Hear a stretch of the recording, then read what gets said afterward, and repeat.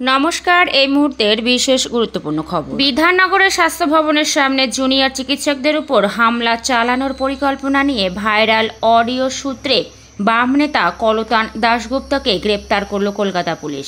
শনিবার সকালে তাকে গ্রেপ্তার করা হয়েছে বলে জানা গিয়েছে। সূত্রের খবর, ওই ভাইরাল অডিওর একটি কণ্ঠস্বর কলতান দাশগুপ্তের। তবে শুক্রবার সে কথা অস্বীকার করেছেন কলতান। শুক্রবার তৃণমূলের তরফে একটি টেলিফোনিক কথোপকথন প্রকাশ করে দাবি করা হয়, বিধাননগরে আন্দোলনকারীদের উপর হামলা চালিয়ে দল এবং সরকারকে বিপাকে ফেলার চেষ্টা চলছে।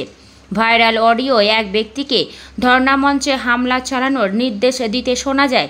এরপরেই তৎপর হয় পুলিশ। শুক্রবার রাতে যাদবপুরের গড়ফা থেকে সঞ্জীব দাস নামে একজনকে গ্রেপ্তার করে ইলেকট্রনিক্স কমপ্লেক্স থানা। ওদিকে ভাইরাল অডিওয় তার কণ্ঠস্বর রয়েছে বলে খবর ছড়াতে ডিওয়াইএফআই নেতা তথা ছাত্র সংগ্রামের সম্পাদক কলতান দাশগুপ্ত বলেন, আমি অডিওয় ক্লিপ শুনিনি, ফোনে অনেকের সঙ্গে কথা হয়। তবে বিক্ষোভকারীদের উপর হামলা চালাতে বলবো এমন মানসিকতা আমার নয়। সবাই দেখতে পাচ্ছে কারা আন্দোলন ভাঙার চেষ্টা করছে, এটা তাদের চক্রান্ত। শুক্রবার বামেদের লালবাজার অভিযানে যোগ দেন কলতান। রাতভোর লালবাজারের সামনে ধর্নায় হাজির ছিলেন তিনি। সকালে গাড়ি করে বাড়ি ফেরার পথে তাকে পুলিশ গ্রেপ্তার করেছে বলে জানা গিয়েছে। ওদিকে শুক্রবার ওই অডিও ক্লিপ প্রকাশ্যে আসার পর থেকেই ধর্না মঞ্চের নিরাপত্তায় আরও মনোযোগী হয়েছে পুলিশ।